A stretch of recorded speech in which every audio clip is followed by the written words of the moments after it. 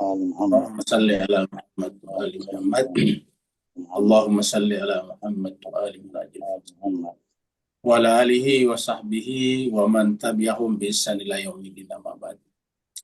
Masyiral muslimin rahimakumullah, dimanapun berada, kita bersyukur dengan syukur yang setinggi-tingginya karena pada kesempatan malam hari ini Allah Subhanahu wa taala masih berkenan untuk memberikan kepada kita kesehatan, kesempatan dan niat yang tulus untuk sama-sama datang kepada Allah Subhanahu wa taala, mendengarkan nasihat-nasihatnya, mendengarkan pelajaran-pelajarannya melalui kitab suci Al-Quran.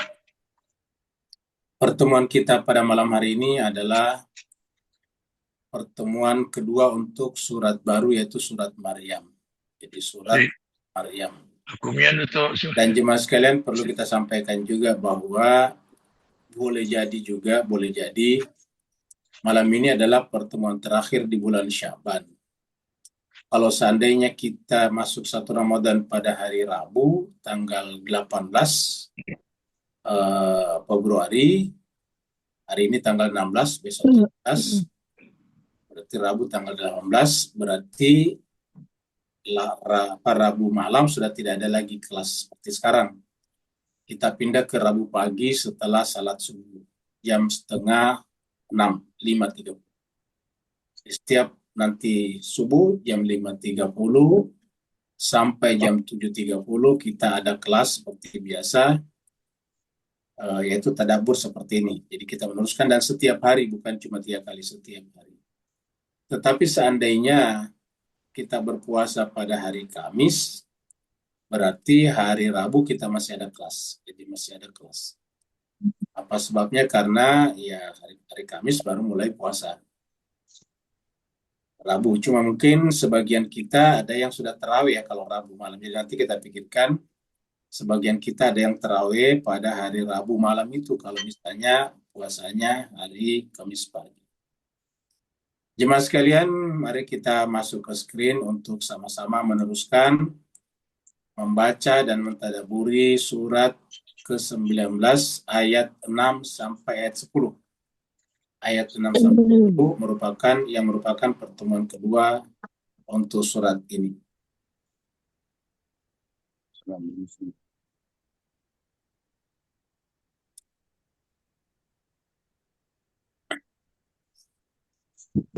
A'udzubillahi minasyaitonirrajim. Bismillahirrahmanirrahim. A'udzubillahi minasyaitonirrajim. Bismillahirrahmanirrahim. Yarithuni wa yarithu min ali Yaqub. Yarithuni wa yarithu min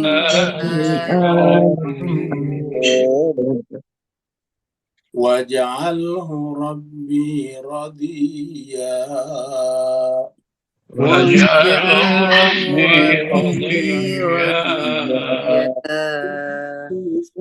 Ya Zakaria, inna nubashshiruka bi ghulam. Ya Zakaria, nubashshiruka bi ghulam. Ismuhu Yahya lam naj'al lahu min qablu samiyya. Ismuhu Yahya lam naj'al lahu min qablu samiyya. Qala rabbi anna yakunu li ghulam. Qala rabbi anna yakunu li ghulam. Wa kanat imra'ati aqiran wa qad balagtu min al-kibari 'itiyya. وكانت امرأتي عاقرا وقد بلغت من الكبر قال كذلك قال ربك هو علي حين قال كذلك قال ربك هو علي هين وقد خلقتك من قبل ولم تك شيئا وقد خلقتك من قبل ولم تك شيئا قال رب اجعل لي آية قال رب اجعل لي آية قال آياتك ألا تكلم الناس 3 ليال سويا قال آيتك ألا تكلم الناس 3 ليال سويا صدق الله العلي العظيم صدق الله العلي العظيم اللهم صل وسلم وبارك على رسولك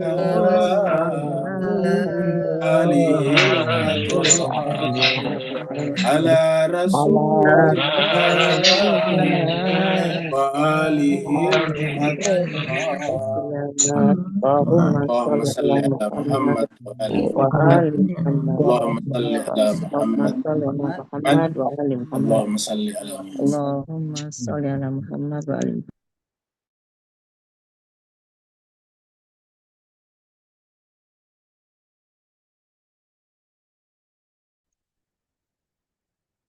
Terima kasih banyak jemaah sekalian telah ikut membaca ayat-ayat suci Al-Quran. Setiap kita membaca Al-Quran, hakikatnya Allah yang membacakan itu kepada kita melalui suara kita. Karena membaca Al-Quran artinya Allah berbicara kepada kita, sedangkan berdoa hakikatnya adalah kita yang berbicara kepada Allah. Semoga ketulusan kita untuk selalu mendengarkan risalah, nasihat dari Allah SWT menjadi sebab Allah SWT membuka pintu-pintu hati kita untuk memahami lebih banyak kebenaran dan kearifan yang datang dari Allah SWT.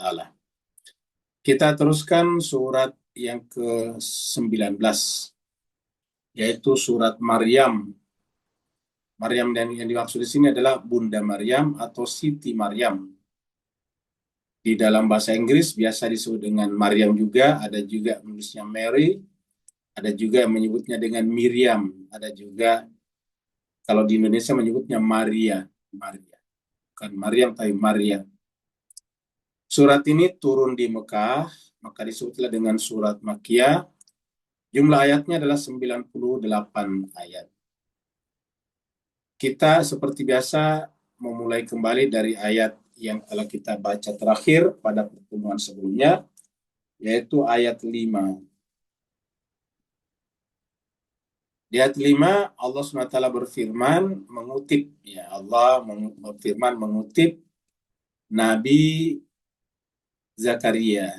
Nabi Zakaria mengatakan, A'udzubillahi minasyaitonirrajim, bismillahirrahmanirrahim, wa inni khiftul mawali. Wa inni, dan sungguhnya aku, kata Nabi Zakaria, khiftul mawali, aku yang aku khawatirkan adalah mawali. Kata mawali kita sudah artikan yaitu tempat orang berwilayah. Ya, jadi kalau cuma sekedar keluarga tidak cukup, tetapi tempat orang berwilayah karena kebetulan keluarganya Nabi Zakaria adalah keturunan daripada keluarganya Nabi Yakub. Keturunan keluarga Nabi Yakub adalah keturunan dari Nabi Ibrahim yang Allah janjikan akan menjadi imam bagi seluruh manusia. Jadi Apa itu artinya imam di sini? Tempat kita berwilayah kepada Allah melalui mereka. Jadi untuk menunjukkan pengakuan kewalian Allah kepada kita adalah dengan berwilayah kepada manusia suci yang Allah tunjuk. Jadi tidak boleh sembarangan. Wa inni khiftul mawali min warai. Yang aku takutkan adalah mawali min warai sepeninggalku, yaitu tentang tempat orang-orang berwilayah dari kalangan keluarga aku tentunya, min warai dari belakangku, maksudnya sepeninggalku, setelah aku meninggal dunia ya Allah. Nah, makanya nyambung dengan kalimat ini, nanti berarti akhirat. Sementara istri saya kan akhir, maksudnya tidak mungkin melahirkan. Fahabli min ladunka waliya, maka ya Allah aku minta kepadamu, habli karuniakanlah kepadaku min ladunka dari sisi waliya, wali.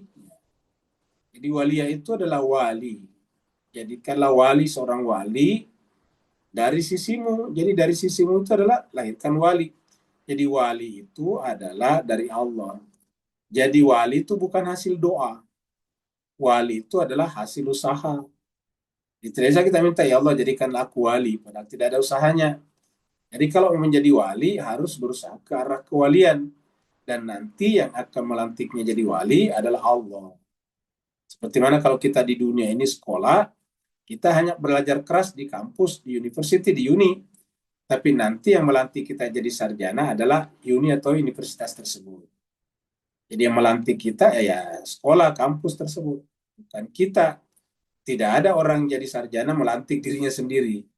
Jadi sarjana saja, tidak ada yang jadi sarjana dengan melantik dirinya sendiri. Sarjana itu dilantik oleh pemilik otoritas, ingat pemilik otoritas kampus atau universitas. Ya, dia pernah dilantik artinya dia approve, diakui bahwa yang bersangkutan ini memang sudah sarjana. Semua mata pelajaran telah dilulusi.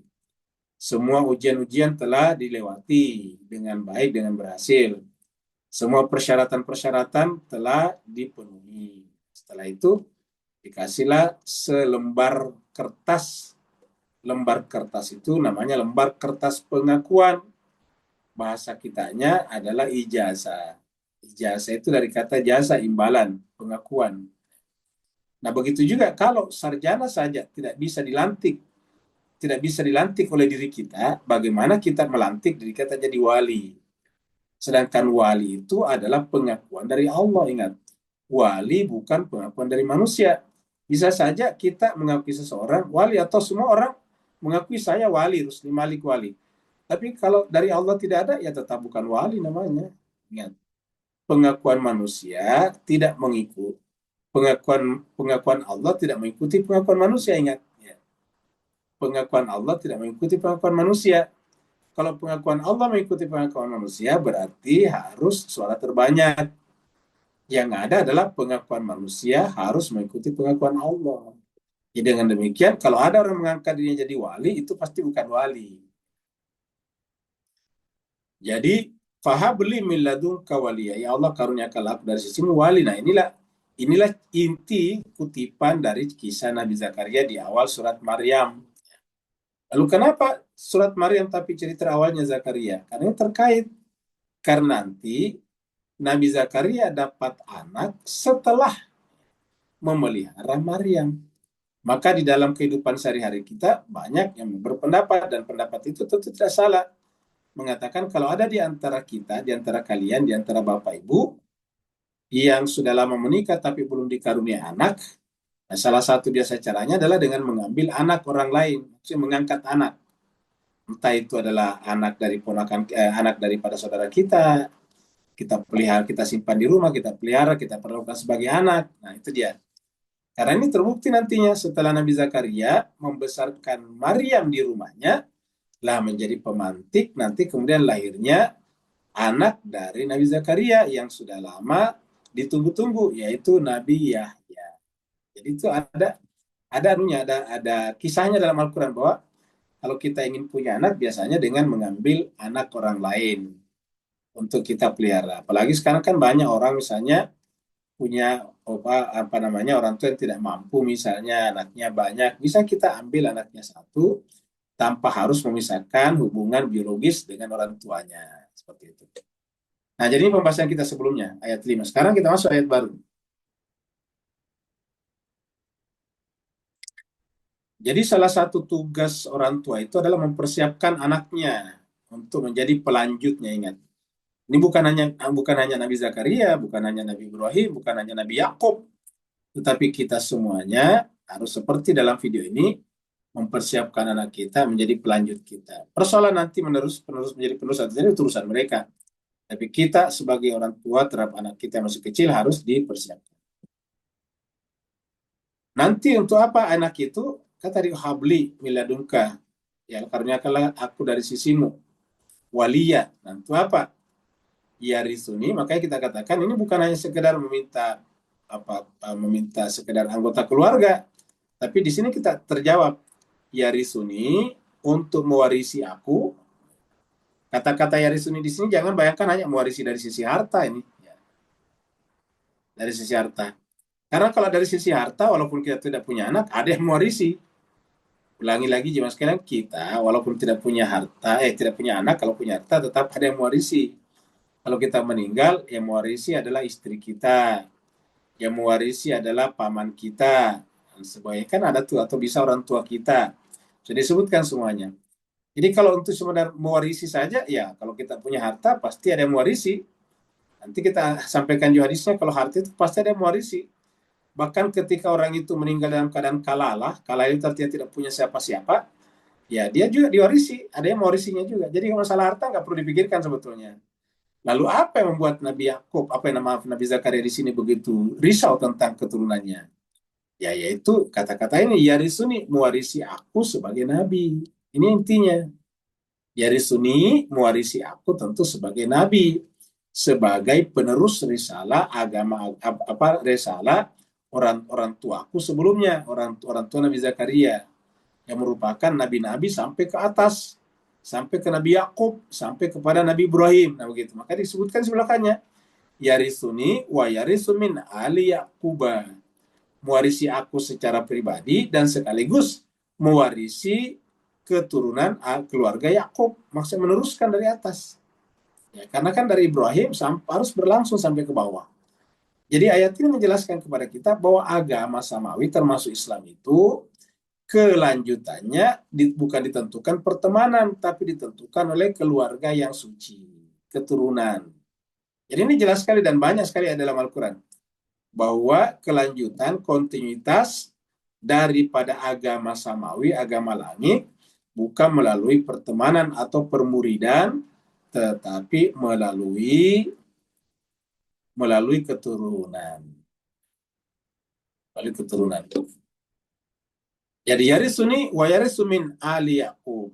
Jadi mewarisi aku dan mewarisi keluarga Nabi Yakub, sebutkan Nabi Yakub. Jadi Nabi Zakaria ini kalau ditarik ke atas, binnya itu langsung ke bin Yusuf bin Yakub bin Ishak bin Ibrahim, begitu. Sehingga berlakulah surat Al-Baqarah 124 padanya. Ingat surat Al-Baqarah 124. Wa idh ibtala Ibrahim rabbuhu bikalimatin fatamahun.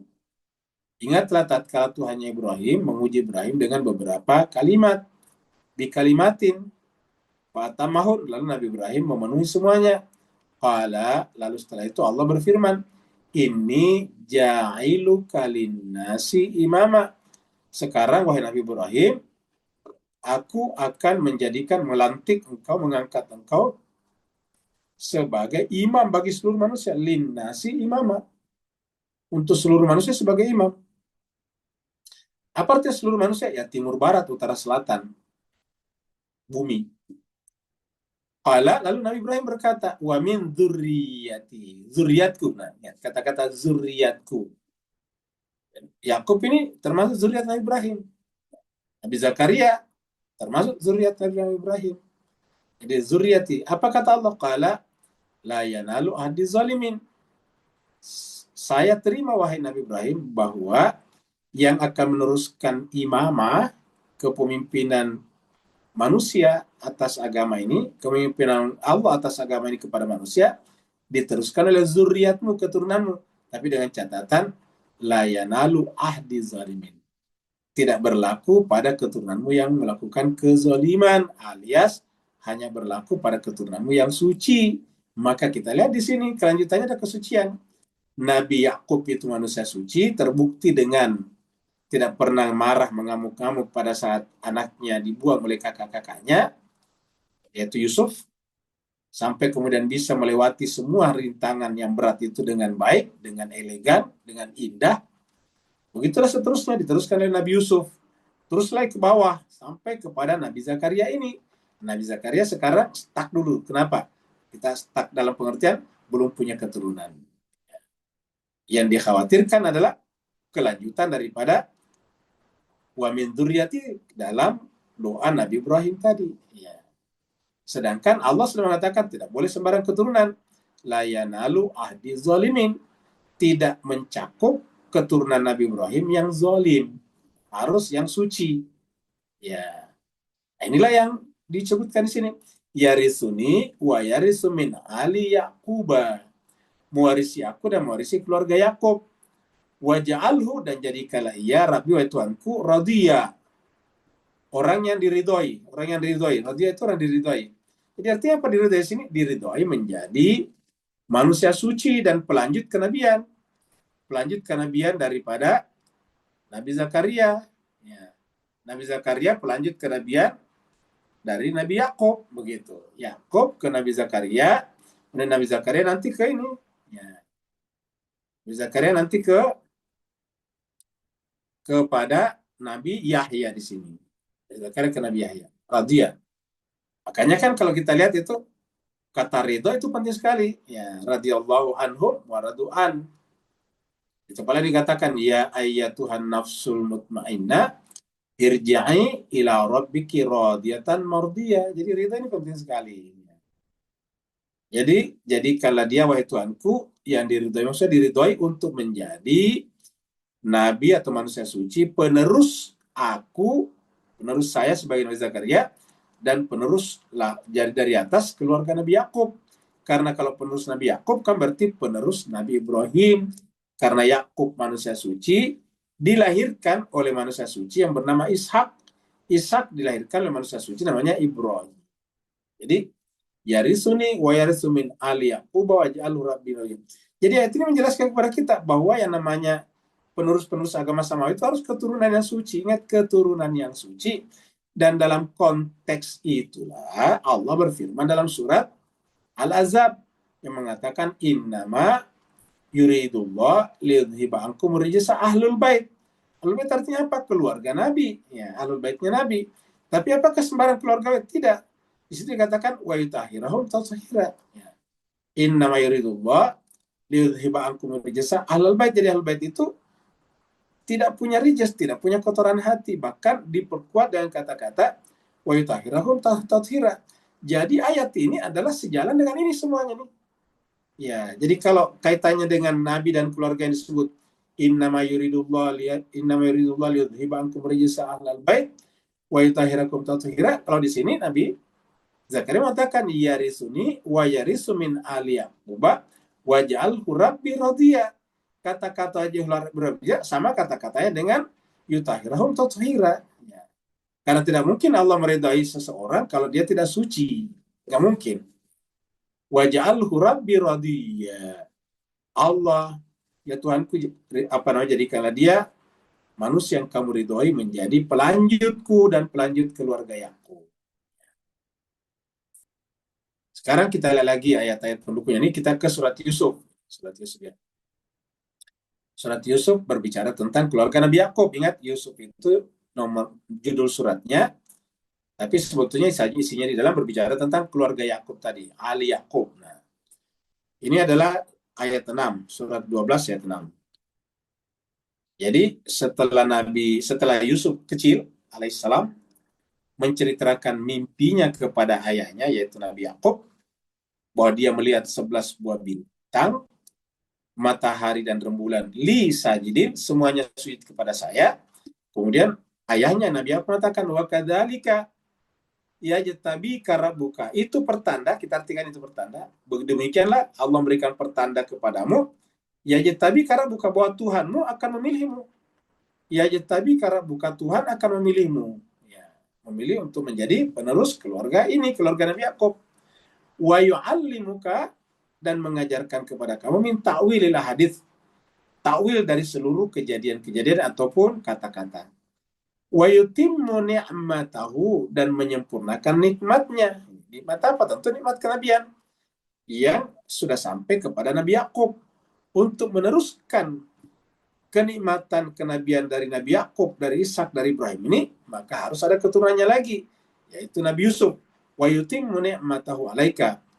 Dia Allah ingin menyempurnakan nikmat kenabian yang Allah berikan kepada saya, kata Nabi Yakub, dan kepada kakek ayah dan kakek saya, yaitu melalui kamu, alaika. Wa yutimmu ni'matu alaika.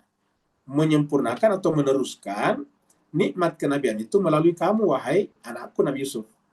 Wa ala ali Yakub, dan kepada keluarga Yakub. Ini dimulai. Jadi kata-kata ali Yakub di sini muncul sebagaimana tadi muncul di sini. Ya. Nih, ali Yakub. Kalau ini adalah konteksnya Nabi Zakaria, jauh setelah Nabi Yakub. Ya.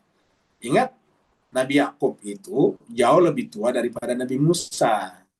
Jarak antara Nabi Yusuf dengan Nabi Musa diperkirakan sekitar 600-an tahun, bahkan lebih. Sedangkan Nabi Yusuf adalah putra daripada Nabi Yakub, jadi jauh di atas sana. Nah, Nabi Musa saja dengan Nabi Isa itu jauh, mungkin ada sekitar 2000 tahun ya. Bahkan mungkin lebih. Jadi sekitar itu jauh. Nah, kemudian Nabi Musa dengan Nabi Yakub ini sudah hampir dengan Nabi Muhammad, yaitu dekat dengan Nabi Isa. Karena pada saat Nabi Zakaria maksudnya Nabi Zakaria nanti kemudian punya anak, yaitu Yahya, tidak lama kemudian Maryam juga nanti punya anak, namanya Nabi Isa alaihissalatu wassalam, yang menjadi puncak penyempurnaan keluarga Yakub. Setelah itu selesai pada Nabi Isa, pindah nanti kepada keluarga Nabi Ismail dari Nabi Ibrahim, yaitu Nabi Muhammad sallallahu alaihi wasallam. Seperti itu. Nah, jadi kan jelas sekali. Jadi, tapi sudah disebutkan di sini Ali Yakub, keluarga Yakub. Kamu ke atas ini min Ali Yakub. Kalau di sini disebutkan Ali Yakub, ya masih wajar karena memang yang berbicara ini kan Yakub ini, yang berbicara ini Nabi Yakub ini kepada Nabi Yusuf, anaknya yang masih kecil ini, setelah menceritakan mimpinya kepada ayahnya. Maka ayah mengatakan, wa kadzalika yajtabika rabbuka wa yu'allimuka min ta'wilil hadits. Jadi 3 di sini. Yang pertama adalah memilih kamu, yang kedua mengajarkan kamu tentang ta'wil, yang ketiga menyempurnakan nikmat kenabiannya melalui kamu yang telah saat ini sampai kepada keluarga Nabi Yakub. Kama atamma ala abawaika, sebagaimana dia Allah juga menyempurnakan risalah itu, kenabian itu kepada abawaika, 2 orang tuamu min qabl sebelumnya, yaitu Ibrahim dan Ishak. Kan sudah jelas. Yakub bin Ibrahim, Yakub bin Ishak bin Ibrahim. Jadi begitu. Jadi kalau kita tarik dari bawah nantinya, dari Nabi Yahya min Zakaria ke atas, nanti sampai kepada Nabi Musa, sampai kepada Nabi Yusuf, sampai kepada Nabi Yakub, sampai kepada Nabi Ishak, Nabi Ibrahim. Seperti itu. Jadi jelas ini keturunannya. Jadi Nabi-Nabi ini ulangi lagi keturunan, bukan pertemanan. Apakah teman salah? Enggak, banyak sekali teman yang baik, bahkan ada yang mulia, banyak teman yang mau mati membela temannya. Tetapi tetap saja kontinuitas atau keberlanjutan daripada kenabian adalah melalui keturunan suci seperti disebutkan di sini. Ini jelas sekali kan ke atas nih. Ya. Sebutkan di sini adalah keluarga Yakub, ke atas yaitu Ishak kepada Nabi Ibrahim. Dan berarti itu yang dimaksud tadi dengan Nabi Zakaria di sini dengan kata-kata yarisuni wa yarisu min ali Yaqub wa ja'alhu rabbi radiya. Jadi yang dimaksud ali Yaqub di sini adalah bukan mewarisi harta di sini, tapi mewarisi kenabian keluarga Yakub atau keluarga Nabi Ibrahim di sini. Jadi atammaha ala abawaika min qabl Ibrahim wa Ishaqa inna rabbaka alimun hakim. Sungguhnya Allah Tuhanmu mengetahui siapa yang paling cocok diangkat. Jadi Allah tahu bahwa kakak-kakaknya Nabi Yusuf itu nggak cocok jadi nabi. Mereka anak nabi juga, mereka anak Nabi Yakub juga, anak biologisnya Nabi Yakub. Tetapi dari sisi jiwa, hati tidak suci, tidak bisa diangkat jadi nabi. Maka yang cocok itu adalah anak yang ke-11, yaitu Nabi Yusuf. Jadi ini juga menjelaskan kepada kita bahwa tidak mutlak anak pertama dulu yang harus jadi pelanjut nabi, tapi yang suci, yang paling suci. Karena masalahnya adalah kitab suci dan ajaran agama suci. Inna rabbaka alimun hakim. Kita lihat lagi surat Al-Baqarah ini. Ayatnya 133, surat 2. Am kuntum syuhada'a iz hadara Yaqubal mauta. Atau apakah kalian hadir ini? Am kuntum, kalian syuhada, menjadi saksi.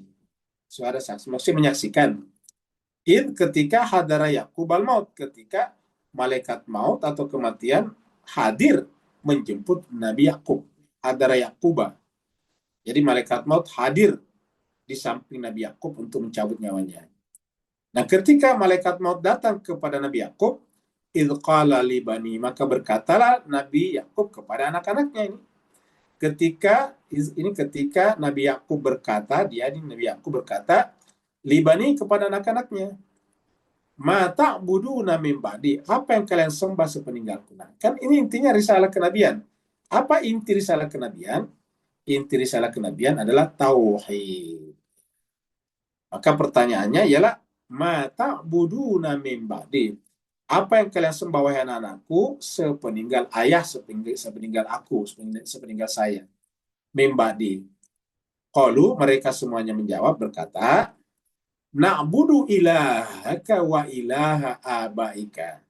Kami akan menyembah Tuhan kamu dan Tuhan bapak-bapak kamu, yaitu Ibrahim, Ismail, dan Ishak. Ini disebutkan di sini. Ibrahim wa Ismail wa Ishaqa. Jadi Ismail masuk di sini. Nah, Nabi Yakub ini dari Ishak, Nabi Muhammad dari Nabi Ismail. Tapi sama-sama ke atas Nabi Ibrahim. Ya. Siapa itu Tuhan yang dimaksud? Yaitu ilahan wahidah. Ilah yang satu, Tuhan yang satu. Wa nahnu, dan kami ini, lahu, kami anak-anak Nabi Yakub mengatakan, lahu, kepada yang satu yang tunggal inilah muslimun, berserah diri. Jadi inilah saya kira penjelasan-penjelasan ayat di tempat lain berkenaan dengan doanya Nabi Zakaria di sini, yaitu mewarisi, dengan jelas bukan mewarisi harta. Karena kalau mewarisi harta nggak perlu dibicarakan, pasti sudah ada mekanismenya sendiri. Bukan hanya di Islam, semua suku-suku, semua agama-agama punya cara mewarisi orang yang meninggal dunia dari sisi harta benda. Nah, maka di sini kita artikan waris di sini adalah mewarisi kenabian keluarga Yakub. Ayat 7.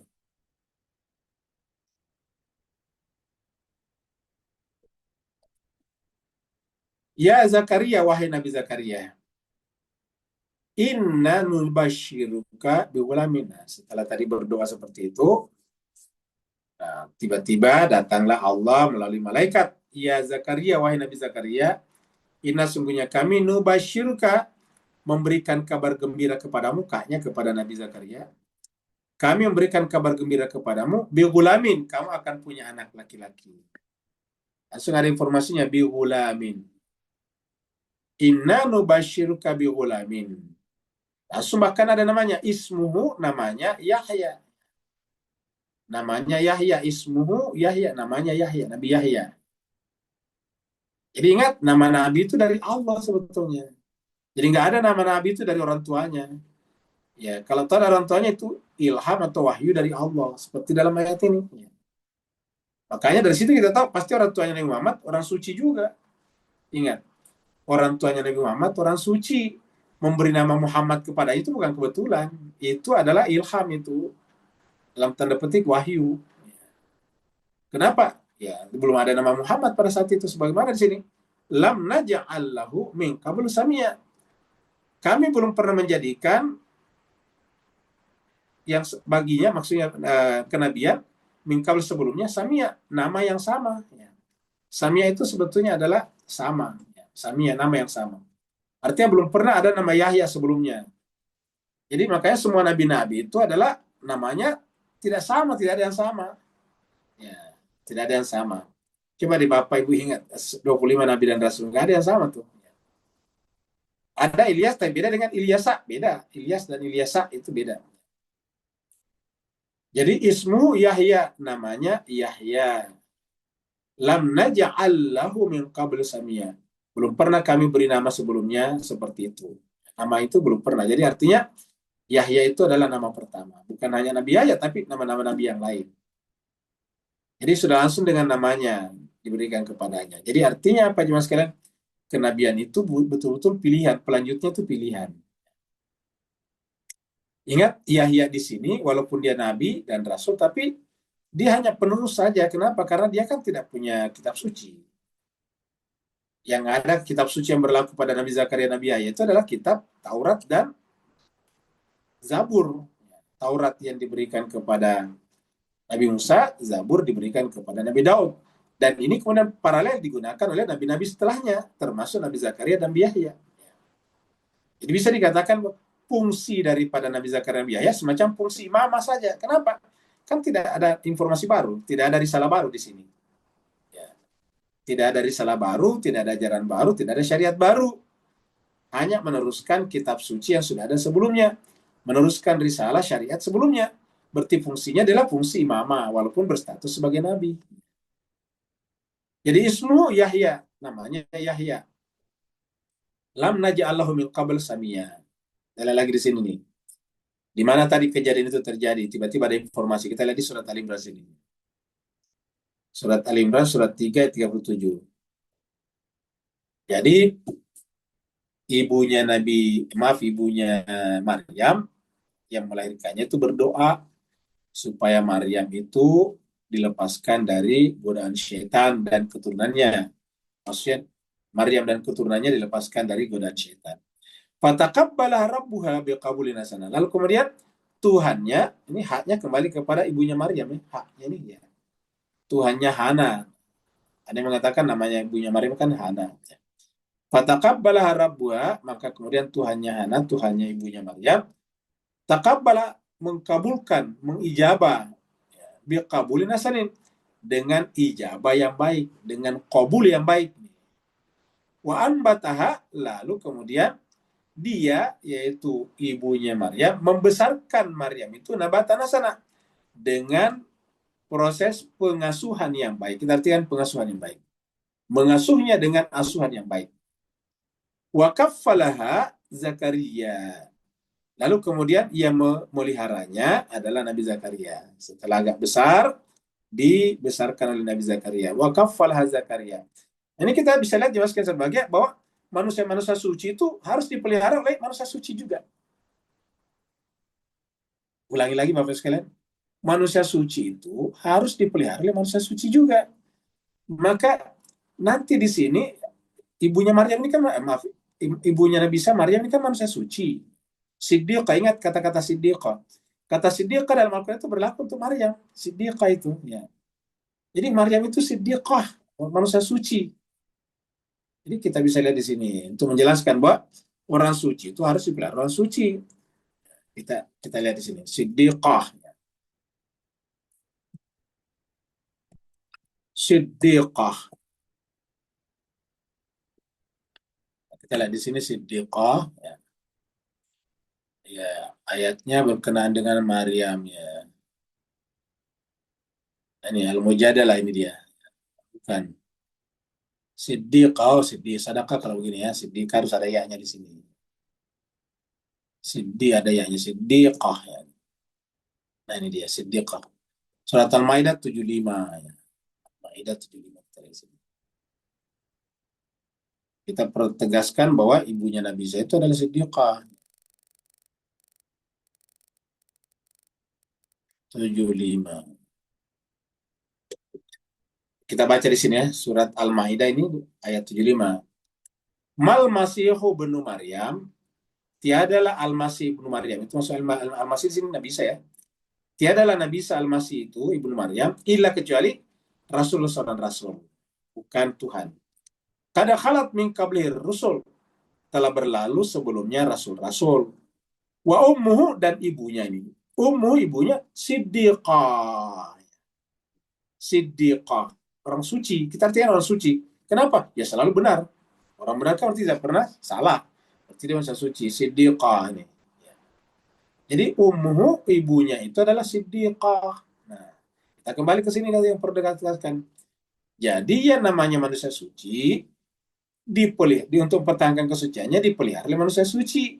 Maka yang memelihara Maryam di sini adalah Nabi Zakaria, karena Zakaria adalah berstatus Nabi, manusia suci pada saat itu. Kalau sudah paham sampai di sini, kita bisa kembali kepada Nabi Muhammad kita. Maka lalu siapa memelihara Nabi Muhammad kita? Ibunya, ayahnya meninggal. Ibunya, karena nggak mungkin ibunya orang kafir. Kan ada yang mengatakan ibunya Nabi Muhammad kafir. Jadi Siti Aminah itu adalah manusia suci seperti wanita suci juga. Karena tidak mungkin Nabi Muhammad lahir apalagi dibesarkan, dipelihara oleh yang manusia tidak suci. Satu. Yang kedua, kakeknya Abdul Muthalib harusnya manusia suci juga. Kenapa? Ia memelihara Nabi Muhammad waktu ibunya meninggal dunia. Setelah kakeknya meninggal dunia Abdul Muthalib, dipelihara siapa? Pamannya Abu Talib. Ya. Abu Talib juga pasti manusia suci. Kenapa? Ia memelihara Nabi Muhammad. Masa iya Nabi Muhammad dipelihara oleh manusia tidak suci? Nah, berdasarkan ayat ini wakafalah Zakaria. Jadi Abu Talib itu tidak seperti yang selama ini kita dengarkan, dia kafir. Ini memang ada pamannya Nabi yang kafir, yaitu Abu Lahab, disebutkan dalam Al-Quran. Dalam Abu Lahab, Abu Talib nggak pernah ada dalam Al-Quran. Yang ada adalah Abu Lahab, itu ada tabat yada Abi Lahabin, itu baru benar. Tapi kalau Abu Talib ini yang memelihara Nabi Muhammad paling lama, karena sampai menikah. Sedemikian bagusnya hubungan daripada Nabi Muhammad kita dengan Abu Talib ini, sampai anaknya nanti Abu Talib, Ali, itu dekat dengan Nabi Muhammad seperti kakak adik. Bahkan ketika Nabi Muhammad kita menikah dengan Siti Khadijah, maka Nabi Muhammad meminta Ali tinggal di rumahnya. Ya. Jadi bagus sekali hubungannya tuh. Ya.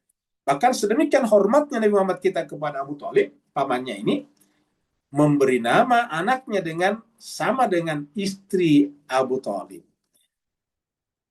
Ingat, namanya istri Abu Talib itu yang melahirkan Ali bin Abu Talib adalah Fatimah binti Asad. Jadi Fatimah. Nanti Nabi Muhammad kita memberi nama anaknya siapa? Fatimah juga. Bedanya cuma binti. Fatimah binti Muhammad. Ya. Jadi Fatimah dekat sekali situ. Tidak mungkin Nabi Muhammad memberi nama anaknya dengan Fatimah kalau bukan karena hormat kepada bibinya ini, kepada budenya yang membesarkannya. Nah, seperti itu. Jadi ini harus kita sampaikan. Kenapa? Karena dia mengatakan bahwa pamannya Nabi Muhammad itu juga kafir. Nah, jadi tapi kita hormati pendapat itu, silakan. Tapi berdasarkan ayat-ayat ini, harusnya kalau orang suci itu dibesarkan orang suci. Ya. Seperti itu. Jadi dibesarkan oleh orang suci juga. Nggak mungkin oleh orang yang tidak suci. Karena di sini waqaffalaha Zakaria. Kullama dakhala alaiha Zakaria al-mihraba, setiap kali Nabi Zakaria masuk ke dalam mihrabnya Siti Maryam. Sebelum kita lanjut, mungkin ada pertanyaan. Lalu kenapa kok ada tiba-tiba pendapat yang mengatakan Abu Talib itu kafir? Itu kita anggap itu sudah persoalan historis namanya. Persoalan politik sejarah politik. Kenapa?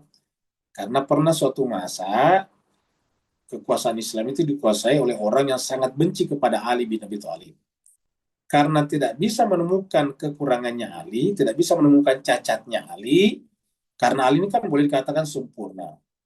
Ya, bisa kita baca dari khotbah-khotbahnya dan surat menyuratnya yang kita bisa baca dalam itu Nahjul Balaghah sampai sekarang. Tidak menemukan cacat penalaran di sana. Karena tidak bisa menemukan cacat dari Ali, akhirnya kemudian diserang ayahnya. Untuk menjatuhkan Ali, ya bapaknya diserang. Dengan disebut bapaknya Ali itu kafir, seperti itu. Tidak bersyahadat. Tapi ingat, ini kita anggap perbedaan pendapat, ya kita menghormati mereka berpendapat seperti itu. Cuma berdasarkan pendapat kita dalam mentadaburi Al-Quran ini, harusnya orang-orang suci itu dibesarkan orang suci juga. Seperti di sini, waqaffalah Zakaria, siapa yang dibesarkan, siapa yang dipelihara? Maryam itu siapa tadi? Seorang wanita siddiqah. Bahkan diabadikan namanya di dalam juga surat At-Tahrim. Ya, surat Tahrim itu sebagai contoh bagi orang beriman. Itu Siti Maryam. Ya. Wa kaffalaha Zakaria. Kullama dakhalaiha Zakaria al-mihrab. Setiap kali Nabi Zakaria masuk menjumpai Maryam di dalam mihrab. Ya, mihrab itu kalau Bapak Ibu masuk masjid, di depan itu ada tempat imam, itu namanya mihrab. Ya. Cuma mihrab ini untuk Maryam. Jadi ada semacam bilik, ada semacam apa namanya kamar yang dipersiapkan untuk Maryam beribadah kepada Tuhannya. Nah, setiap kali Zakaria masuk ke bilik itu, wajada indaha rizqa. Dia menemukan di sekitarnya, di sisinya Maryam itu ada rizqa, ada makanan, ada buah-buahan. Yang menurut riwayat, buah-buahan itu berbeda dengan musim. Misalnya bukan musim anggur, kok ada anggur di situ? Bukan musim kurma, tapi kok ada kurma di situ, misalnya kayak gitu. Nah, maka kemudian berkatalah Nabi Zakaria kepada Maryam, ya Maryam, anna laki hada. Bagaimana ini bisa terjadi? Kok bisa ada buah-buahan di sini? Ya, buah-buahan ini pula berbeda dengan musim. Qalat, maka berkatalah Maryam. Taknya menunjukkan Maryam. Huwa min indillah, itu dari sisi Allah, wahai paman. Inna allaha yarzuqu man yasha bighairi hisab. Karena sungguhnya Allah akan memberikan rizki kepada siapa yang dikehendakinya bighairi hisab. Dari sisi Allah tanpa hisab, tanpa perhitungan. Jadi rizki. Nah, tentu rizki di sini bisa diartikan secara batin juga. Ya, yaitu kelebihan-kelebihan yang ada pada Maryam, misalnya masih muda tetapi sudah sangat dewasa, kata-katanya itu penuh dengan kearifan, hikmah dan sebagainya, kayak ayat-ayat yang keluar dari mulut seorang perempuan muda. Nah, jadi itu adalah surat Al-Imran. Surat yang kedua, Maryam ini ada juga nanti kita temukan di ayat 65 ini. Ini Maryam di ayat 65. Menggunakan kata samia di sini. Tadi samia kita artikan itu bukan nama sebetulnya, tapi bisa berarti sama, nama yang sama. Rabbus samawati wal ardh. Allah yang kita sembah itu adalah Tuhan langit dan bumi. Jadi Tuhan Allah yang kita sembah itu adalah Tuhan yang menciptakan langit dan bumi. Wa ma bainahuma, dan apa saja yang ada di antara keduanya. Maka fa'budhu, maka sembahlah dia, Rabbus samawati wal ardh ini, wastabir, dan tetaplah sabar dan teguh. Maksudnya istiqamalah dalam kesabaran, li'ibadati, dalam beribadah kepadanya. Karena untuk sampai pada tingkat yakin butuh waktu yang lama. Kamu dikatakan wa'bud rabbaka hatta yatiyakal yakin, kamu gitu.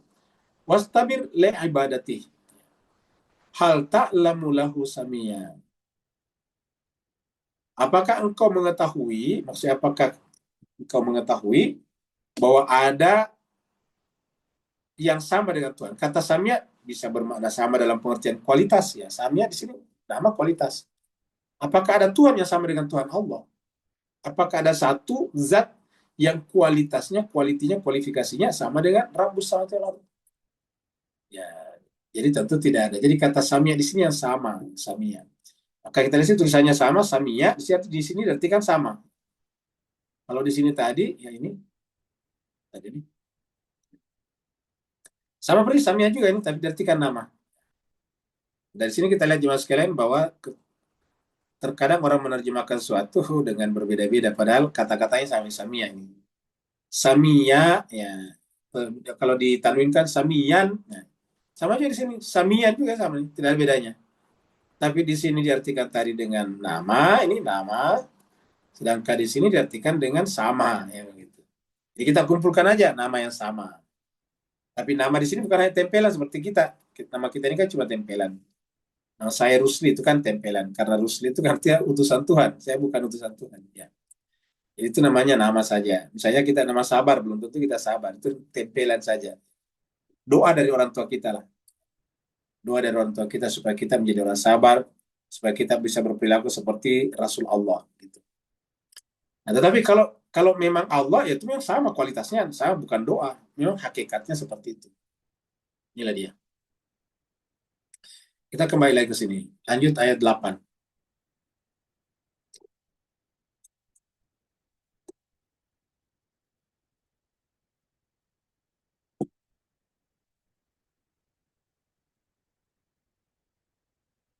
Qala, berkata Nabi Zakaria lagi nih, Nabi Zakaria alaihissalam berkata, Rabbi wahai Tuhanku, anna yakunu li gulam, bagaimana aku bisa punya anak ya? Apakah nabi-nabi ini tidak terima? Bukan. Ini kan dialog antara Allah dengan nabi untuk kita. Nabi Zakaria di sini mewakili kita. Karena kita ini kan banyak yang kurang takjub kepada Allah, maka diwakililah kita oleh nabi ini, Nabi Zakaria. Berkatalah Nabi Zakaria, Rabbi wahai Tuhanku, anna yakunu li gulam. Bagaimana aku bisa punya gulam di sini? Bagaimana aku bisa punya gulamun? Wa kanat imraati akhiran, padahal istri saya kan akhir. Istri saya ini akhir itu tidak bisa punya anak. Wa kanat imraati akhira, sementara anak saya itu kan akhir. Wa kad balagtu, dan aku juga nih, balagtu itu aku sudah sampai minal kibari ya. Kibar itu sudah cukup untuk menunjukkan dia sudah sangat tua. Ini kata kibar ini tua ditambah lagi dengan sangat, amat, ini amat sangat. Itia itu amat sangat. Saya sudah amat sangat tua, kira-kira gitulah. Wa kad balagtu minal kibari itia. Nah, jadi cuma sekalian berbahagia ketika persyaratan fisik, persyaratan lahiriah telah dipenuhi, maka berikutnya adalah tidak boleh berputus asa dalam doa. Ini yang terjadi pada Nabi Zakaria. Jadi artinya persyaratan fisik, persyaratan lahiriah sudah dipenuhi, yaitu punya istri, kan begitu. Ya, ini kan Nabi Zakaria tadi, ya, punya istri, tapi akhir. Dia juga laki-laki suami, tapi dia kibar. Dia adalah al-kibar itia, kan begitu. Nah, itu kan di luar kemampuan kita. Kalau sudah akhir ataupun kita tua, itu luar kemampuan kita, itu hukum Tuhan. Nah, tetapi syaratnya sudah terpenuhi, ada suami, ada istri. Nah, setelah itu jangan pernah berputus asa dalam berdoa. Jadi kalau kita sudah memenuhi syarat lahiriah, jangan pernah berputus asa dalam berdoa. Yang penting syarat lahiriahnya dipenuhi dulu, yaitu berdoa dan berdoa. Setelah rajin belajar terus-menerus, berdoalah supaya dapat ilmu, begitu. Saya kalau tidak membaca, tidak belajar, tidak mengikuti macam-macam, baru minta ilmu ya susah.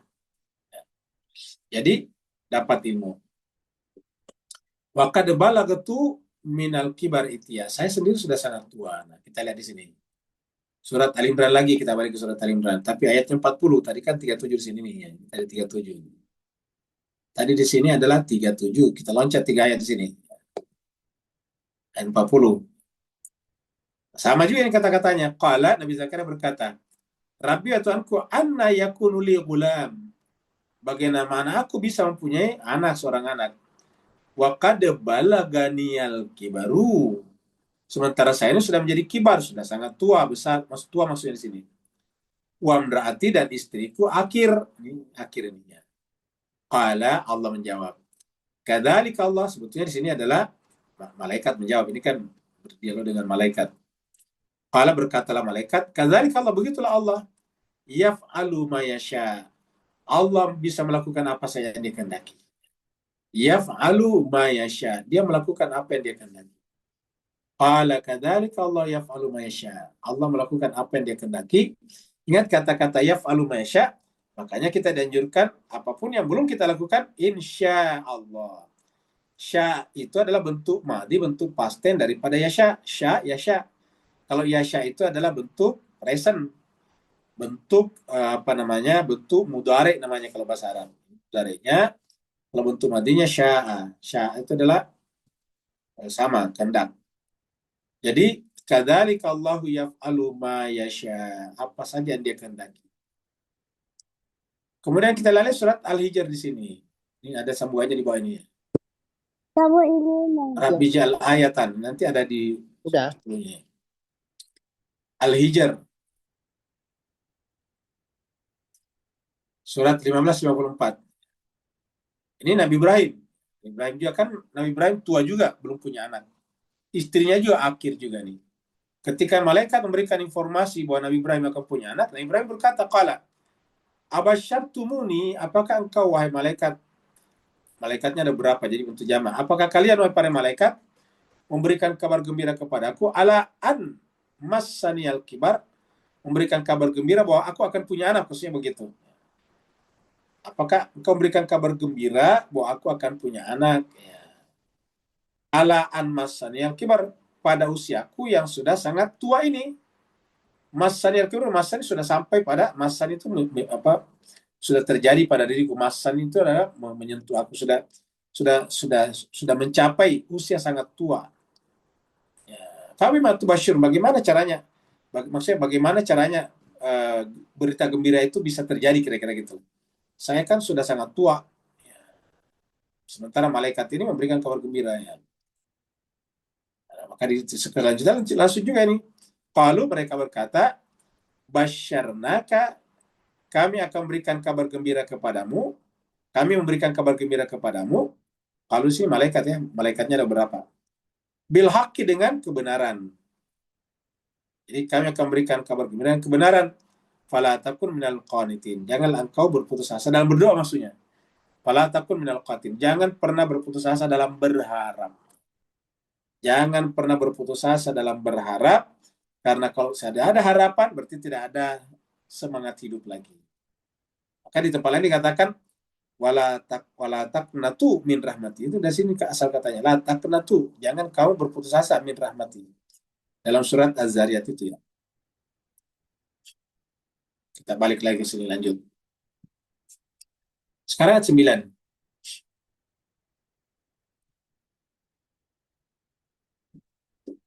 Qala, kemudian Allah berfirman. Kadzalika, begitulah.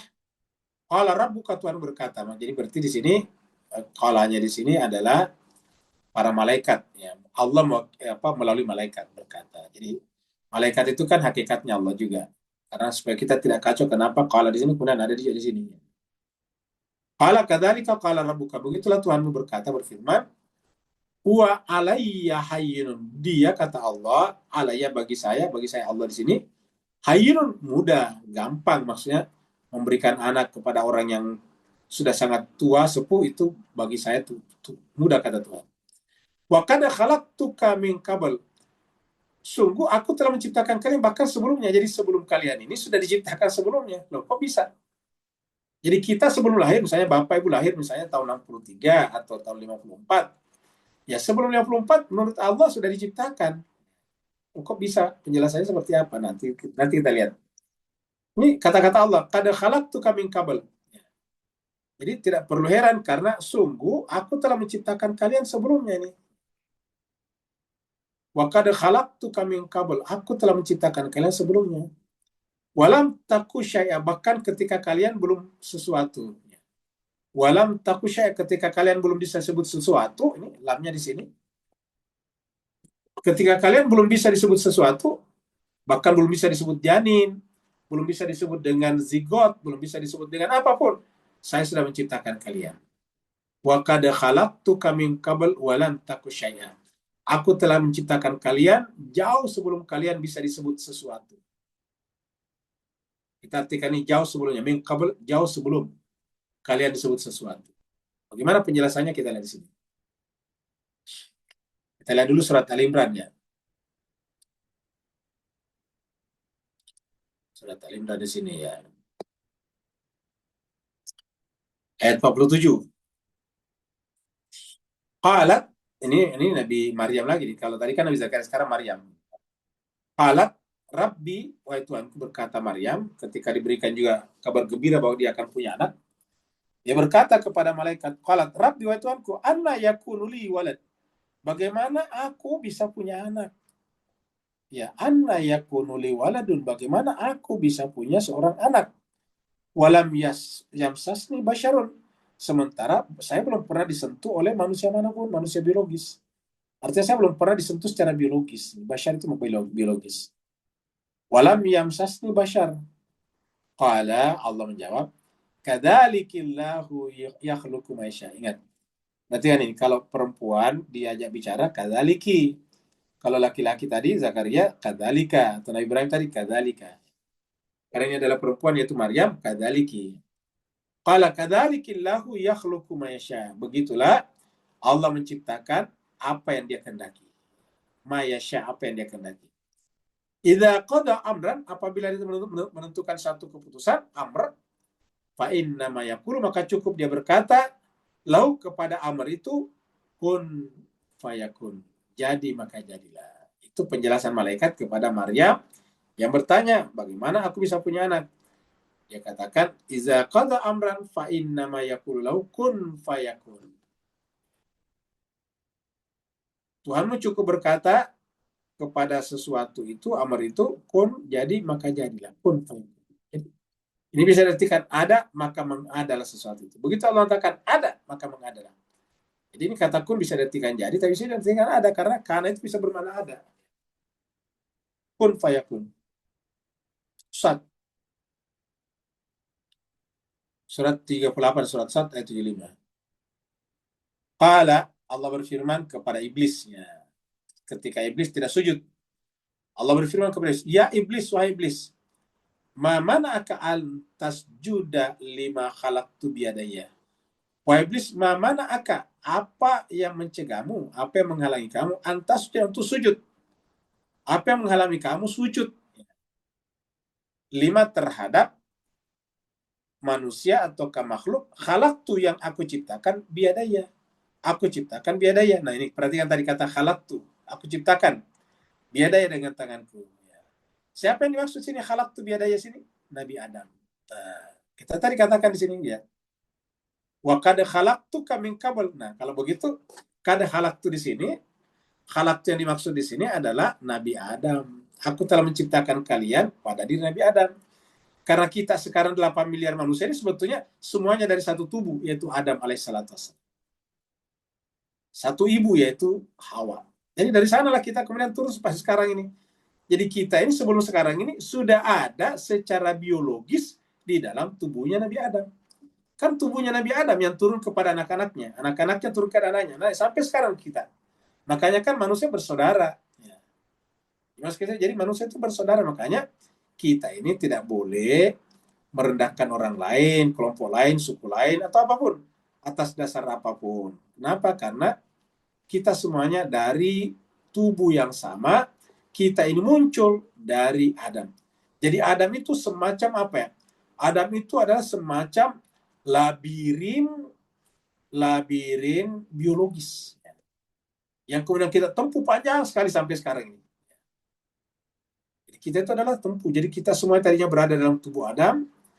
Ya, kita sudah ada di sana sebelum sampai di sini. Kemudian pindah dulu kepada anaknya Adam. Kemudian pindah lagi kepada anaknya Adam, pindah lagi kepada anaknya Adam, pindah lagi kepada anaknya cucunya Adam, anaknya cucunya Adam, begitu sampai kepada ayah kita, sampai kepada kita sekarang. Nah, maka wa qad khalaqtuka min qabl wa lam taku syai'an. Jadi kita ini semuanya sudah ada pada tubuh Adam. Maka kalau kita ribut berantem, ya membuat ayah kita Adam itu menjadi marah kepada kita, kecewa pada kita. Kalian tadinya ada pada diri saya, kok bisa kamu bertengkar seperti itu? Hanya karena berbeda warna kulit. Ya. Hanya karena Korea lebih putih, kemudian meledekin orang Asia Tenggara. Sehingga lahirlah keributan antara kinets dengan siblings. Kamu gitu. Wa qad khalaqtuka min qabl wa lam taku syai'an. Disungguh aku telah menciptakan kalian sebelumnya, jauh sebelum kalian mengada. Jadi begitu jemaah sekalian. Jadi lima khalaqtu biyadaya. Astakbarta am kunta minal alin. Apakah kamu merasa sombong atau merasa lebih tinggi daripada yang lain, daripada Adam? Jadi ingat kata-kata ini, khalaqtu biyadaya, dengan tangan Tuhan. Kita balik kepada ayat terakhir ya, ayat 10.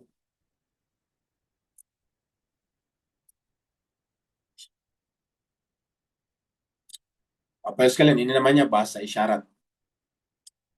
Bahasa isyarat itu kalau kita lihat bahasa isyarat kita tidak ngerti juga, cuma ada tulisannya di situ. This is fun, jadi kita tahu itu namanya fun ya. Qala, Nabi Zakaria berkata, Rabbi ja'alli ayatan, berikanlah kepada saya suatu tanda ayat. Ya Allah, Rabbi ja'alli ayatan, jadikan atau berikan kepada saya satu ayat bahwa nanti saya sudah akan, maksudnya bahwa istri saya sudah hamil, maksudnya begitu. Jadi nanti kalau istri saya sudah hamil, kasih saya tanda ayat. Qala, maka Allah berfirman, ayatuka, tanda yang Allah berikan kepadamu, tanda kamu, bahwa istrimu sudah hamil, Allah tukalliman nasa, kamu tidak bisa berbicara kepada manusia. Allah tukalliman nasa salah layalin sawiyah, selama 3 hari, selama 3 hari, padahal kamu normal, maksudnya tidak sakit apa-apa, tidak sakit, tidak mengalami kekurangan apa-apa.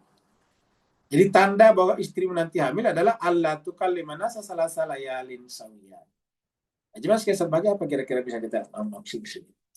Yaitu bahwa salah satu cara untuk mengundang kebesaran Allah pada jiwa kita, mengurangi berbicara. Ini kan memang ini ada aslinya, maksudnya Nabi Zakaria tidak bisa berbicara, tapi ini maksudnya ada makna batinianya. Perlunya kita menahan diri untuk tidak berbicara. Cobalah Bapak Ibu sekalian berhenti tidak berbicara selama 3 hari. Atau kalau bisa 3 hari, dalam 1 hari siapkan waktu untuk tidak berbicara. Makanya kan dianjurkan bangun malam. Bangun malam itu tidak harus salat. Memang bagus salat, tetapi bangun saya untuk berenung, tafakur itu sudah luar biasa. Luar biasa. Karena dengan menyendiri, maka kita terkonek dengan diri kita di dalam. Kita pernah sampaikan dulu bahwa Allah bertanya, wa fi anfusikum afala tubsirun, dan di dalam dirimu kenapa tidak perhatikan. Jadi Allah tukalliman nasa salasa layalin sawiyah. Kamu tidak bisa berbicara kepada manusia selama 3 malam dalam keadaan sawiyah, dalam keadaan normal, dalam keadaan sehat. Kita lihat di sini. Kita pindah lagi ke surat Al-Imran lagi. Tadi kan ada di sini semuanya ke bawah ini. Kita lihat semuanya ke bawah. Tadi kita lihat 40, sekarang 41. Jadi setelah Nabi Zakaria diberikan kabar bahwa dia akan punya anak, dia berkata kepada Allah, Rabbi wa Tuhanku, ija'al li ayatan. Berikan kepada saya satu tanda. Kemudian Allah berfirman, ayatuka, tanda bahwa engkau sudah akan punya anak, Allah tukalliman nasa salasata ayyamin illa ramza. Kamu tidak bisa berbicara kepada manusia selama 3 hari. Kalau tadi kan salasata layalin, sekarang salasata ayyamin illa ramza, kecuali hanya isyarat saja. Jadi kamu berbicara tapi tidak bisa mengeluarkan kata-kata, hanya isyarat. Illa ramza. Wadhkur rabbaka katsira. Maka sebutlah nama Tuhanmu, berzikirlah kepada Tuhanmu, katsira, sebanyak-banyaknya, wasabbih bil asyi wal ibqar, dan bertasbihlah di waktu petang dan waktu pagi. Artinya ayat ini kalau kita bisa amalkan maknanya ayat ini, kita bisa berpuasa berbicara 3 hari dengan memperbanyak zikir kepada Allah, yaitu pagi dan petang atau setiap hari, setiap saat maksudnya. Ya, bertasbih itu, berzikir itu dengan tasbih. Wadhkur rabbaka katsiran wasabbih, dan bertasbih kepadanya. Bisa dengan tasbih yang sempurna, subhanallah walhamdulillah wala ilaha illallah wallahu akbar wala haula wala quwata illa billahil aliyil azim. Sepanjang seperti itu. Nah, jadi ini perlu atau sekali-sekali kita lakukan, mengurangi berbicara. Karena kalau kita terlalu banyak berbicara, apalagi sekarang dengan musim media sosial, kita bisa berbicara kepada seluruh manusia di seluruh dunia, maka sangat perlu sekarang untuk melakukan namanya format jiwa dengan berhenti berbicara, lalu kemudian kita banyak melihat ke dalam jiwa. Memang kalau kita melakukan ini, terkadang orang-orang luar menganggap kita kayak orang nggak normal. Oh, kerjanya cuma diam, kamu gitu, cuma jalan mondar mandir, tapi kok nggak berbicara, kamu gitu. Padahal ini adalah diajarkan dalam agama. Berikutnya lagi surat Al-Maidah. Ayat 89, surat 5:89. Allah berfirman, la yu'akhidhukumullahu bil-lagwi fi aymanikum. Jadi Allah tidak akan menghitung janji kalian kalau tidak serius. Bil-lagwi itu bermain-main, maksudnya tidak serius. Fi aymanikum, dalam sumpah kalian. Jadi kalau kita cuma sekedar bercanda, ya tidak dihitung oleh Allah. Walakin akan tetapi yu'akhidhukum bima aqadatum al-aiman. Bima aqadatumul aiman. Jadi akan tetapi Allah akan menghitung sumpah kalian kalau dilakukan dengan aqadtum, dengan akad, dengan niat. Al-aiman, sumpah itu diniatkan. Kita bersumpah dengan niat. Jadi ini menunjukkan pentingnya akad. Akad ini kan akad. Akad itu niat itu akad dengan Allah. Jadi akad di sini adalah i'tiqad, akad dengan Allah. Dari satu akad lahirlah kata akidah juga. Jadi memang akad itu mulaiman. Nah, kalau kita bersumpah atau berjanji lalu tidak memenuhi janji kita, sumpah kita, fakafaratuhu it'amu asyarati masakin. Maka kafaratnya adalah memberi makan kepada 10 orang miskin. Jadi kafaratnya adalah memberikan makan kepada 10 orang miskin. Min awsati ma tut'imuna ahlikum. Dari jenis makanan yang kau berikan kepada keluarga. Jadi tidak boleh mencari yang lebih rendah. Min awsati ma tut'imuna ahlikum. Dari jenis makanan, awsat itu di tengah-tengah ya. Dari makanan yang kau berikan ke tengah-tengah keluarga kalian. Aukis suatu, kalau tidak bisa memberi makan, berikan pakaian kepada mereka. Kalau tidak, au tahriru raqabatin, atau membebaskan budak bisa juga. Faman lam yajid, siapa yang tidak mampu memberi makan kepada 10 orang miskin setelah melanggar sumpahnya, siapa yang tidak bisa memberi pakaian sementara tidak bisa memberikan makan atau tidak bisa membebaskan budak, maka fasyamu salasati ayamin, berpuasa 3 hari berturut-turut. 3 hari maksudnya. Fasyamu salasati ayam, berpuasa 3 hari. Nah, jadi jemaah sekalian berbahagia, ini adalah 3 hari. Jadi puasa 3 hari. Kok kenapa puasa 3 hari? Nah, ternyata kita lihat tadi. Ternyata terkait juga dengan tadi isyarat yang Allah berikan kepada Nabi Zakaria adalah tidak bisa berbicara 3 hari. Tidak bisa berbicara 3 hari namanya berpuasa juga. Cuma namanya bukan siam tapi saum. Ini kan siam, kutiba alaikum siam. Saum. Jadi jemaah sekalian berbahagia, jadi 3 hari ini disebutkan dalam Al-Quran. Di sini adalah berkaitan dengan puasa 3 hari. Di sana tadi berbicara tidak bisa berbicara selama 3 hari. Dzalika kafaratu aimanikum idza khalaftum. Begitulah kafarat pengganti penutup daripada sumpah-sumpah kalian kalau kalian bersumpah tetapi kemudian tidak memenuhinya. Kalau kita di Islam ya, bukan hanya di Indonesia, di mana-mana, tapi saya bicara Indonesia, ya ini sebetulnya bukan lagi sekadar sumpah yang dilanggar, tetapi buku sumpah. Coba Bapak Ibu, kalau disumpah orang pejabat ya, kalau orang Islam, itu bagaimana sumpahnya? Itu kan artinya Al-Quran kan, Al-Quran itu simpan di atas kepalanya. Kalau saudara kita Nasrani kan itu Alkitabnya di depan, baru dipegang dengan tangan kanannya kan begitu. Tangan kanannya di atas Alkitab. Kalau orang Islam kan itu Al-Qurannya di atas kepalanya. Artinya apa? Menjunjung tinggi Al-Quran. Menjunjung tinggi Al-Quran. Apa artinya menjunjung tinggi? Bersumpah bahwa dia benar-benar akan mempelajari, mengamalkan isi Al-Quran. Tapi nanti setelah disumpah, apakah dia mempelajari Al-Quran? Jawabannya tidak. Maka apa yang terjadi kemudian?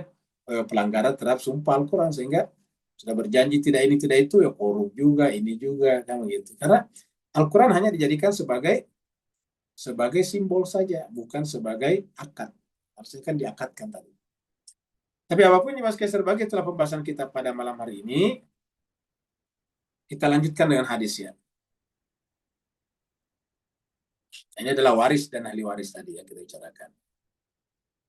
Kalau berkaitan dengan waris ahli waris sudah jelas kan, ini Ibnu Majah, hadis riwayat Ibnu Majah nomor 2728 ya. Sini ini adalah seseorang, jadi rajulun min ahli Syam, min ashabi Rasul, dari sahabat Rasul SAW, kemudian berkata, yang menyampaikan qala Rasulullah sallallahu alaihi wasallam, Rasulullah katanya bersabda, man taraka ma'alan, siapa meninggalkan harta benda, ini malan, fali warasatihi, maka kepada ahli warisnya. Kan sudah jelas sekali, kalau meninggalkan harta, ya ahli warisnya.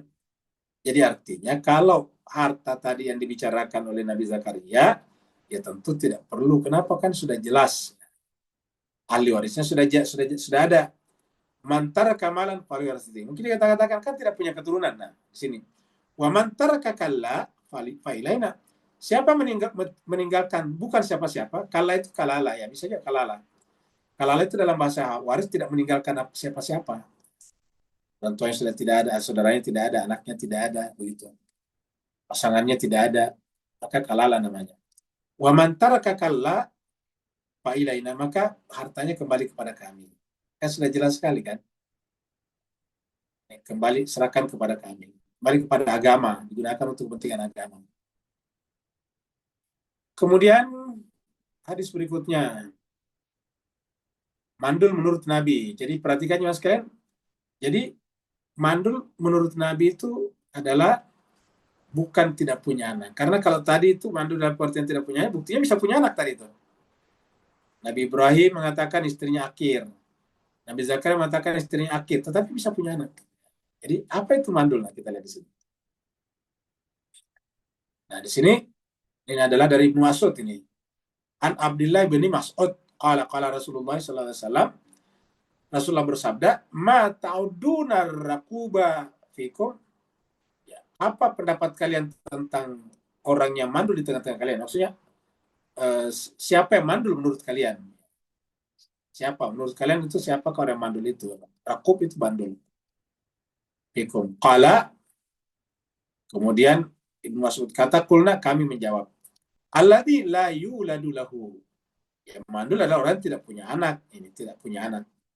Qala, Nabi menjawab, laisa dzaka birraqubi, bukan itu yang disebut dengan mandul. Laisa dzaka birraqubi, bukan itu yang disebut dengan mandul. Walakin akan tetapi ar-rajulul ladzi lam yuqaddim min waladihi syai'a. Yang disebut mandul itu kata Nabi adalah justru orang yang tidak meninggalkan apa-apa kepada anaknya. Tidak meninggalkan harta, tidak meninggalkan ilmu, tidak meninggalkan akhlak. Mau itu kan kita kalau tidak punya harta bisa meninggalkan akhlak kepada anak kita, mengajari tentang tata krama. Tidak punya harta bisa meninggalkan ilmu, mengajarinya atau menyuruhnya sekolah. Nah, yang disebut mandul kata Nabi itu adalah ya ar-rajulul ladzi lam yuqaddim min waladi syai'a. Orang yang tidak meninggalkan apa-apa kepada anaknya. Qala fama ta'adduna as-sur'ah fikum di tengah kalian. Bagaimana pendapat kalian tentang orang yang paling kuat di tengah kalian? Menurut kalian siapa yang paling kuat? Qala, Ibnu Mas'ud berkata, kulna, kami bersabda, alladzi la yasra'uhu ar-rijalu. Yaitu orang yang tidak ada orang yang bisa mengalahkannya. Itu orang paling kuat kata sahabat. Orang paling kuat, as-sur'ah itu orang paling kuat adalah orang yang tidak mampu dikalahkan oleh orang lain. Qala, Nabi menjawab, laisa bidzalika, bukan itu yang disebut dengan kuat. Walakinnahu, akan tetapi orang kuat itu adalah alladzi yamliku nafsahu indal ghadab. Orang yang paling kuat adalah orang yang bisa menguasai dirinya pada saat dia marah. Jadi lagi mas sekalian, orang yang paling kuat kata Nabi adalah orang yang bisa menguasai dirinya pada saat dia marah. Dan mungkin kita mengatakan ada berat sekali. Justru itulah puasa. Puasa sebetulnya adalah melatih kita untuk sampai kepada yamliku nafsahu indal ghadab, yaitu menguasai diri pada saat kita marah. Itu adalah tujuannya puasa. Jadi harus dilatih. Nah, jadi inilah latihannya, yaitu berpuasa. Maka berpuasa itu harus ditentukan dengan niatnya. Kalau niat kita berpuasa agar menjadi berat badannya turun, itu salah, keliru. Puasa kita adalah dalam pengertian mendekatkan diri kepada Allah, qurbatan ilallah. Karena dengan mendekat kepada Allah, kualifikasi atau kualitas jiwa kita meningkat juga, sehingga kita bisa menguasai diri kita pada saat marah. Hadis ini adalah riwayat Imam Muslim nomor 4722. Sebelum kita berdiskusi atau tanya jawab, kita sampaikan bahwa untuk versi puasa kita, ya kami di Indonesia, kami jemaah sekalian, baik bagi ikhwan kami di Malaysia dan Singapura, kami patokannya adalah dari negara pemerintah. Kalau pemerintah Indonesia menyatakan berpuasa pada hari Kamis, berarti hari Rabu kita masih ada pertemuan di sini. Tapi kalau misalnya pemerintah misalnya mengumumkan bahwa berpuasa dimulai hari Rabu, lusa, berarti Rabu sore tidak ada lagi acara di sini. Kita pindah ke Rabu pagi. Ingat, Rabu pagi. Kalau kita puasanya hari Rabu, berarti Rabu pagi kita sudah mulai tadabbur jam 6.30 sampai jam 7.30, 1 jam waktu Indonesia bagian Barat, waktu Jakarta. Atau jam 5.30 sampai 6.30 waktu Jakarta. Berarti jam 6.30 sampai jam 7.30 waktu Singapura, Malaysia, dan Indonesia bagian tengah. Dan 7.30 sampai 8.30 waktu Indonesia bagian timur, waktu Papua. Seperti itu. Nah, jadi inilah jemaah sekalian berbahagia. Mudah-mudahan kita diberikan usia yang panjang untuk masuk ke bulan suci Ramadan.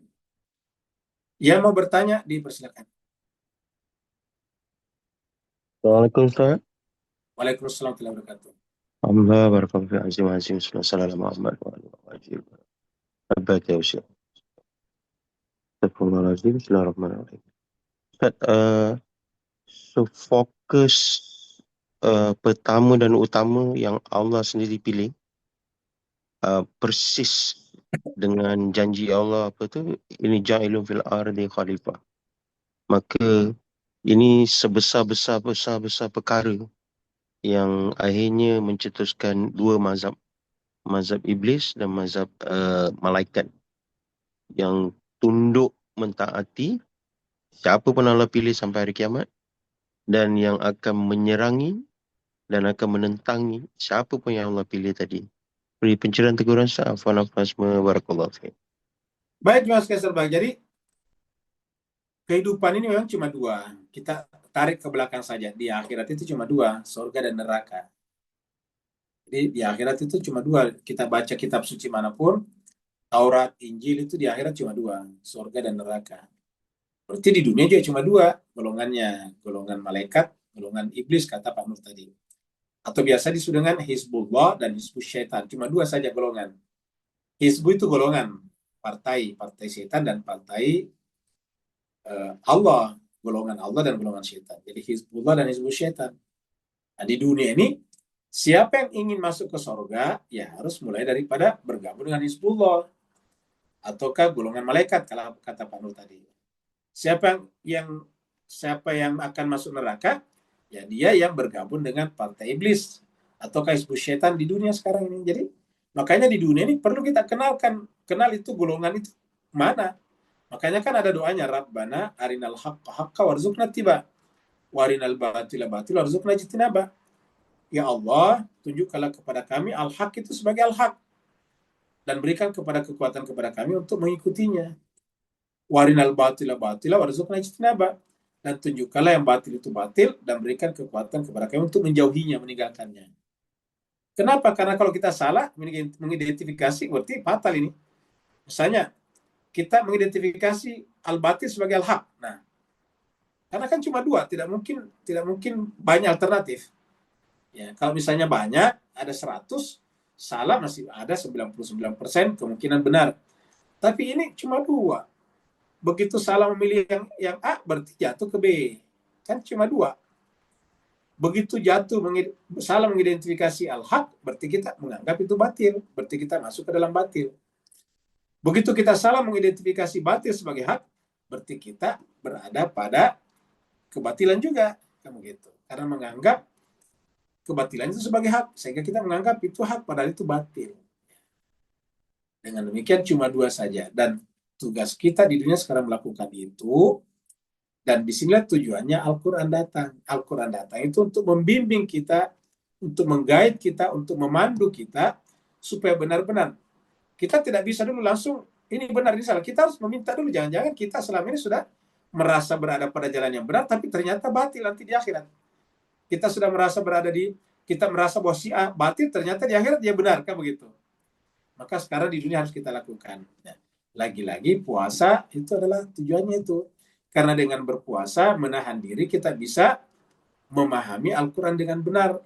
Karena salah satu penyebab kita tidak bisa benar itu, membaca Al-Quran, kita sudah berangkat dari kebenaran kita sebelumnya, kebenaran mazhab kita, kebenaran organisasi kita, kebenaran kelompok kita, kebenaran hizab kita, kebenaran partai kita. Nah, akhirnya kemudian kita tidak bisa menemukan kebenaran yang sebenarnya, kebenaran yang objektif. Artinya apa? Kalau mendekati Al-Quran, justru Al-Quran itu didekati dengan keyakinan. Ini terbalik. Al-Quran kita dekati dengan a priori, karena sudah ada kebenaran yang kita terima secara a posteriori sebelumnya, yaitu kebenaran yang kita terima dari mazhab kita, kelompok kita, agama-agama kita yang lain. Sehingga ketika membaca Al-Quran, ya Al-Quran kita dikte, bukan Al-Quran mendikte ke kita. Ini yang terjadi jemaah sekalian. Nah, ini yang harus kita lakukan supaya bisa menemukan tadi apakah kita cocok apakah kita berada dalam Hizbullah atau Hizbus Syaitan. Apakah kita bergabung dengan golongan malaikat atau golongan iblis. Ya, makanya berpuasa itu adalah mengajari kita untuk berani berkata tidak dulu kepada apapun juga. Tidak. Ya, semua reject dulu. Kenapa? Asumsinya kita anggap dulu semuanya salah. Pendapat kita loh ya, bukan Al-Quran. Al-Quran kita terima dengan keyakinan. Jadi Al-Quran lah harusnya a posteriori. Sedangkan yang lain adalah a priori gitu. Ya, harusnya Al-Quran kita terima seperti itu. Nah, baru kemudian kita baca Quran, terbimbinglah kita nantinya. Itulah fungsinya Al-Quran. Makanya Al-Quran dengan Ramadan itu terkait. Syahrul Ramadan alladzi unzila fihi al-Quran. Bulan Ramadan itulah diturunkan padanya Al-Quran.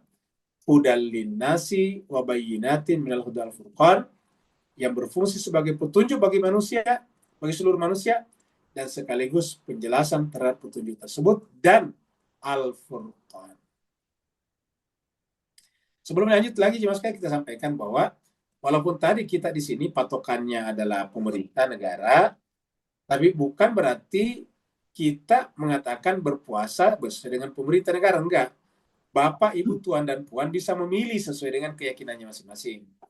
Kalau misalnya berdasarkan pendapat kelompoknya atau pendapat ustadznya, puasanya hari Rabu, sementara pemerintah di Indonesia adalah hari Kamis, ya tetap berpuasa Rabu aja. Cuma kita di sini maksudnya di jadwal pengajian kita mengikuti jadwalnya pemerintah. Bukan berarti berpuasa mutlak pada pemerintah. Bisa saja berbeda. Kita di sini jemaah sekalian selalu mendahulukan persatuan. Kita di sini mendahulukan kesatuan. Persatuan bukan hanya di antara kita di Indonesia, tapi di semua manusia, termasuk kita di Asia Tenggara.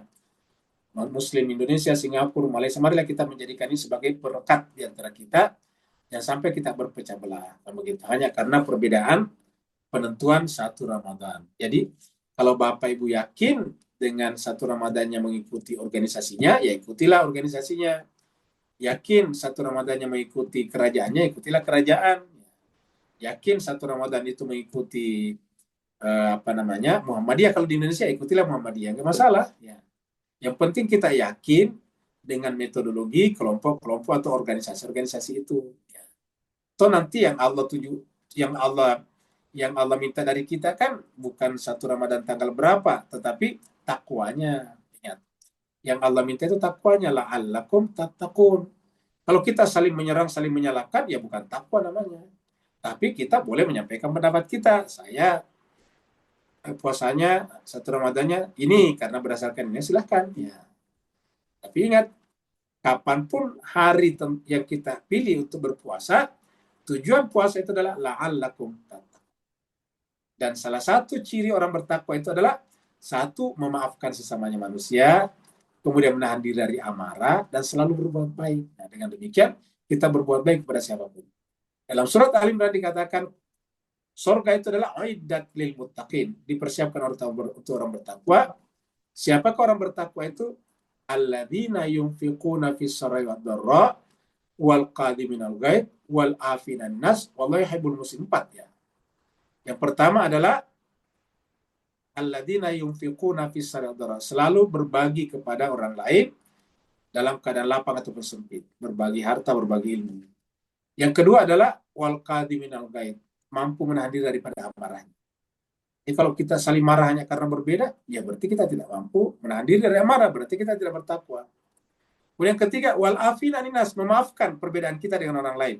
Menurut kita itu tidak cocok, tapi kita maafkan, ya biarkan aja. Toh mereka nanti bertanggung jawab di hadapan Allah. Wal afina anin nas. Yang terakhir, wallahu yuhibbul muhsinin, selalulah berbuat baik kepada siapapun juga, termasuk kepada orang yang berbeda pendapat dengan kita, bahkan termasuk kepada musuh sekalipun. Kepada musuh sekalipun harus selalu berbuat baik.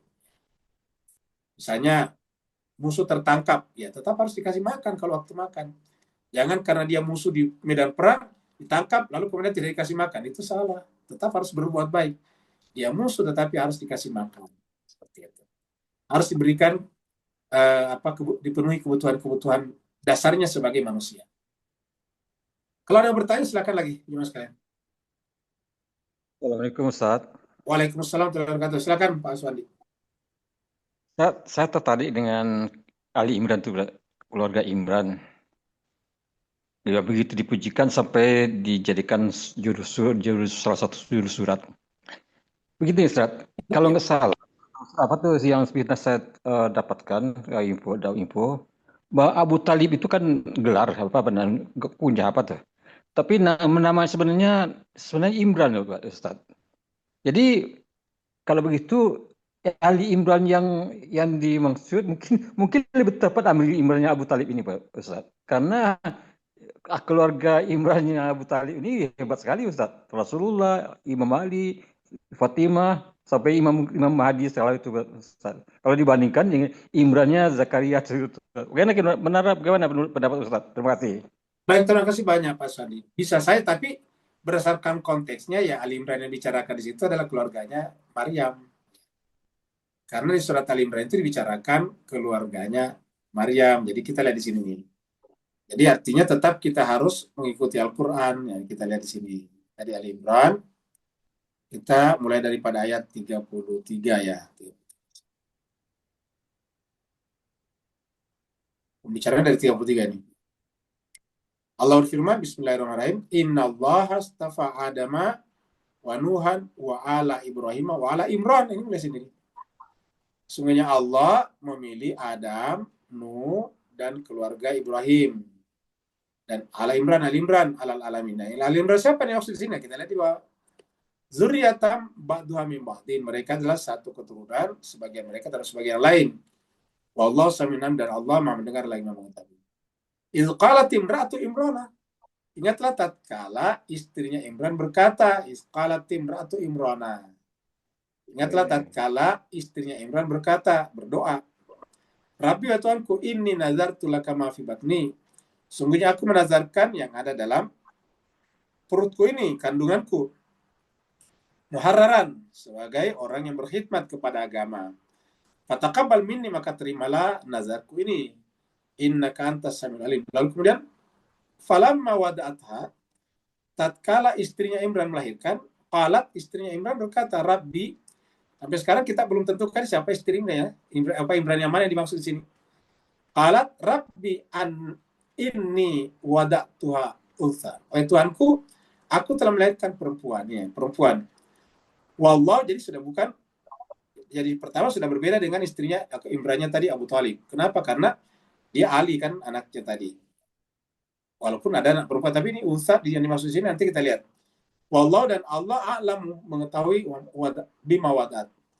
Walaysa zakaru kal unsa, tidak sama laki-laki dan perempuan. Nah di sini wa ini dan aku, kata istrinya Imran, sama itu mau menyebutnya Maryam. Ini sebutnya Maryam. Sedangkan anaknya Abu Talib kan tidak ada Maryam. Yang kedua lebih jelas lagi di bawah sini. Maryam yang dimaksud itu adalah yang dipelihara oleh Nabi Zakaria tadi. Wa kafala Zakaria. Jadi jelas ya. Bahwa ceritanya atau kualifikasinya bisa sama, iya. Tetapi surat Al-Imran ini benar-benar berbicara tentang keluarga Imrannya Nabi Zakaria, keluarga Imrannya Maryam, keluarga Imrannya Nabi Isa alaihissalatu wassalam. Dan diperkuat lagi dengan surat lain, yaitu surat Maryam. Makanya kesamaan cerita antara surat Nabi Imran, surat Al-Imran dengan surat Maryam ada kesamaannya. Ya gitu Pak. Saya kira kalau tidak ada lagi, kita akhiri sampai di sini. Terima kasih banyak atas perhatian Bapak Ibu sekalian. Mohon maaf atas segala kekurangan. Wassalamualaikum warahmatullahi taala wabarakatuh. Waalaikumsalam warahmatullahi wabarakatuh.